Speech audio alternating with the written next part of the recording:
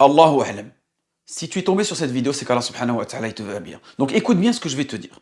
Ce que je vais te donner, Inch'Allah, à travers cette vidéo, ce sont des outils indispensables pour préserver ton foyer, ta famille et ta propre âme des ruses de Shaitan.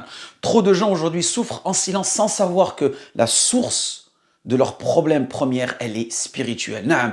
Donc c'est pour cela que je vais te donner, Inch'Allah, 6 actions essentielles issues du Coran et de la Sunna pour te protéger efficacement du mal et ramener bi'idhnillah la sérénité chez toi. Première chose à faire, dire Bismillah abondamment. Chaque fois que tu rentres chez toi, que tu sors, que tu manges, ou même que tu utilises ton téléphone, tu dis Bismillah. Même le fait d'avoir regardé cette vidéo, tu dis Bismillah. Parce que le prophète sallallahu alayhi wa sallam nous a dit, si un homme entre chez lui et mentionne le nom d'Allah subhanahu wa ta'ala en entrant et en mangeant, Shaitan, vous savez qu'est-ce qu'il dit à ses compagnons?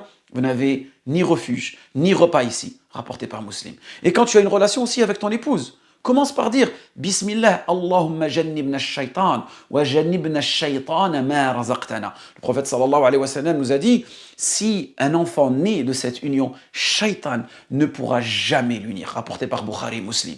Donc ne laisse pas Shaitan partager ta vie, car il cherchera toujours à semer le chaos. Et parfois, on peut vraiment affirmer, confirmer ce que disent certaines mamans. Mon fils, c'est vraiment un shaitan, c'est vraiment un diable. Mais à ton avis, peut-être que l'une de ces raisons, c'est que au moment de concevoir cet enfant, peut-être que tu n'étais même pas pratiquant, tu ne connaissais même pas la sunna du message sallam, et vous n'avez peut-être même pas dit bismillah à ce moment-là. C'est pour ça que vous avez une progéniture qui peut être autant maléfique pour vous. Donc on voit l'importance de dire bismillah. Deuxième chose, recherchez la protection d'Allah subhanahu wa ta'ala avec les invocations. À chaque moment de vulnérabilité, habituez-vous à dire cela. A'udhu billahi minash shaitanir rajim.